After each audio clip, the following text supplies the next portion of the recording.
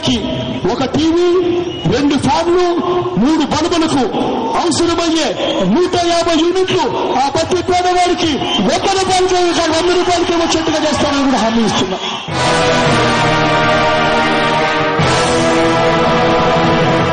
మరి రాజశేఖర రెడ్డి గారిని మీ గుండె లోతుల్లో నుంచి నేను వచ్చినప్పుడంతా కూడా మీలో చూసుకుంటూ ఉంటానని కూడా మీకు అందరికి కూడా చెప్తున్నా. ఏది కూడా నా బండిలో ప్రాణం ఉన్నంత వరకు మీ ప్రేమ అభిమానాన్ని అయితే మర్చిపోనని కూడా మీకు సభాముఖంగా మీకు చెప్తున్నా. ఇవాళ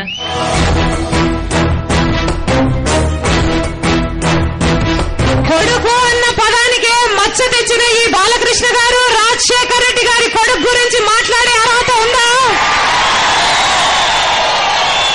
6 రౌండ్లు కాల్పులు జరిపిన తర్వాత ఈ బాలకృష్ణ గారు నిమ్స్కు వెళ్లి ఈయన మానసిక పరిస్థితి బాగలేదని సర్టిఫికెట్ తీసుకుని ఆ కేసు నుంచి బయటపడ్డాడు ఈ బాలకృష్ణ గారు.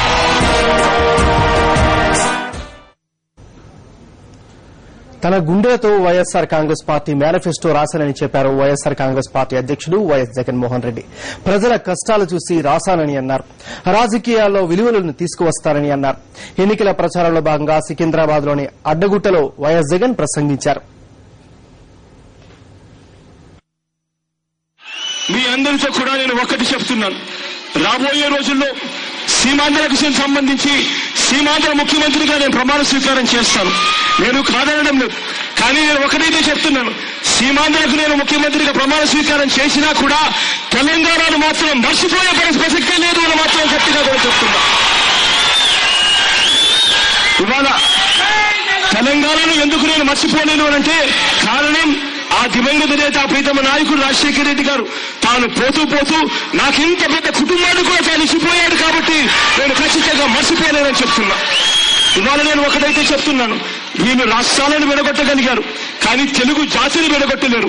రాష్ట్రాన్ని అయితే విడగొట్టగలిగారు కానీ తెలుగు మనసులను మాత్రం విడగొట్టలేరు. ఇక్కడి ప్రాంతం వాళ్లకు సమస్యలు వస్తే అక్కడి ప్రాంతం వాళ్ళు తోడుగా ఉంటారు, అక్కడి ప్రాంతం వాళ్లకు సమస్యలు వస్తే ఇక్కడి ప్రాంతం వాళ్ళు తోడుగా ఉంటారు. తెలుగు జాతి అంతా ఒకరికొకరు తోడుగా ఉంటుందని చెప్పి గట్టిగా వీళ్ళందరికీ కూడా చెబుతున్నా. రాబోయే రోజుల్లో వీళ్ళెవరూ కూడా చేయని కార్యక్రమాలు, గొప్ప గొప్ప కార్యక్రమాలన్నీ కూడా ఖచ్చితంగా చేస్తాం. కారణం ఏమిటి అంటే ఓదార్పు కార్యక్రమం అన్నది ఒకటి చేశాం. ఎవరు ఊహించని విధంగా 700-800 మంది పూడి గుడిసెల్లోకి వెళ్ళి ఆ పూడి గుడిసెల్లో ఆ పేదవాళ్ళు ఎలా బతుకుతున్నారు, ఆ అక్కచెల్లెమ్మలు ఎలా బతుకుతున్నారు, వాళ్ళని పేదరికం నుంచి ఎలా బయటకు తీవాలి అన్న ఆలోచనలు చేసినది నేను తప్ప ఇంకెవరు చేయలేదు అన్న సంగతి కూడా గర్వంగా కూడా చెప్తాను. ఇవాళ రాజకీయ నాయకులకు పేదవాడు ఎలా బతుకుతున్నాడు అన్న అవగాహన లేదు, ఆ పేదరికం ఎలా తీసేయాలి అన్న ఆలోచన అంతకన్నా లేదు. వీళ్ళంతా కూడా మేనిఫెస్టోలు ఎలా రాస్తారు అని అంటే ఏసీ రూముల్లో కూర్చొని జగన్ ఈ మాదిరిగా అన్నాడా, ఈ మాదిరిగా అయితే జగన్ కన్నా ఇంకా మంచిదేదైనా తీసుకొని రావాలి, ఏం చేస్తే బాగుంటుంది అని చెప్పి అప్పటికప్పుడు 4 సలహాలు అడుక్కొని తీసుకొని రాస్తారు మేనిఫెస్టోలు. కానీ నేను మాత్రం మేనిఫెస్టో రాసింది అలా రాయలేదు. నేను మేనిఫెస్టో రాసింది నా గుండెలతో రాశాను, నేను చూసింది రాశాను, 4 ఏళ్ల పాటు నేను కష్టపడిన ఫలితంగా రాశాను. ప్రతి పేదవాడి జీవితాన్ని ఎలా బాగుపరచాలి అన్న ఆలోచనతో మేనిఫెస్టో రాశాను.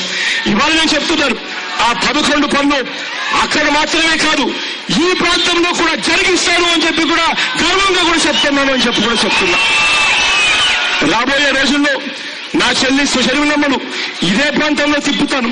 ప్రతి ఓదార్పు కుటుంబాన్ని కూడా తెలంగాణ ప్రాంతంలో ఖమ్మం జిల్లా తప్ప మిగిలిన ప్రాంతాలన్నీ ఓదార్పు ఇంకా చేయవలసింది. ఆ ఓదార్పు కుటుంబాలన్నీ కూడా శరీరమ్మ తిరిగి ఆ ప్రతి పేదవాడి గుండె చప్పుడు విని తాను కూడా ఆ 11 కార్యక్రమాలు ఇక్కడ కూడా చేసి చూపిస్తుంది అని కూడా గర్వంగా కూడా చెప్తున్నాను నేను. పట్టణ ప్రాంతాల్లో పేదల సంక్షేమం గురించి ఆలోచించిన నాయకుడు వైఎస్సార్ అంటూ వైఎస్ జగన్ కొనియాడారు. నిబంధనల కారణంగా రేషన్ కార్డుకు నోచుకోలేని పేదలకు ఆయన ఆదాయ పరిమితిని పెంచి అండగా నిలిచారంటూ ఆయన తెలియజేశారు. తెల్ల రేషన్ కార్డు కలిగిన వారందరికీ ఆరోగ్యశ్రీ కార్డులు మంజూరు చేశారని జగన్ గుర్తుకు చేశారు. ఆ దివంగత నేత కన్నా ప్రీతమ నాయకుడు రాజశేఖర రెడ్డి గారి కన్నా ముందు రేషన్ కార్డు రావాలి అనంటే కేవలం వైట్ రేషన్ కార్డు రావాలి అనంటే కేవలం 24,000 సంపాదన ఉంటేనే వైట్ రేషన్ కార్డు వస్తుందట. అంతకన్నా ఎక్కువగా ఉంటే గల సంపాదన ఆ వైట్ రేషన్ కార్డు అనేది రాని పరిస్థితి ఉంటుందంట. కానీ ఆ దివంగత నేత ప్రియతమ నాయకుడు రాజశేఖర రెడ్డి గారు వచ్చిన తర్వాత ఆ దివంగత నేత ఇలా పట్టణాలలో 72,000 వరకు ఉన్న వారికి అందరికీ కూడా, ఆదాయం ఉన్న వారికి అందరికీ కూడా రేషన్ కార్డు రావాలి అని చెప్పి మార్పు చేసే వ్యక్తి ఆ దివంగత నేత ప్రియతమ నాయకుడు రాజశేఖర రెడ్డి గారు. అంతేకాదు ఆ దివంగత నేత ప్రియతమ నాయకుడు రాజశేఖర రెడ్డి గారు ఒక రేషన్ కార్డులో 24,000 ఉన్న రేషన్ కార్డును 72,000 తీసుకొని పోయి ప్రతి ఒక్కరికి, అర్హుడైన ప్రతి ఒక్కరికి ఇచ్చింది ఒకటే కార్డు తాను చేసింది. ఆ రేషన్ కార్డుతో పాటు ఆ దివంగత నేత ప్రియతమ నాయకుడు రాజశేఖర రెడ్డి గారు గొప్ప వరాన్ని ఇచ్చాడు. ఆరోగ్యశ్రీ కార్డు అనే వరాన్ని ఇచ్చాడు. ఆ ఆరోగ్యశ్రీ కార్డు అనేది ఆ దివంగత నేత ప్రియతమ నాయకుడు రాజశేఖర రెడ్డి గారి కన్నా ముందు ఏ ఒక్కరు కూడా చెయ్యని కార్యక్రమం.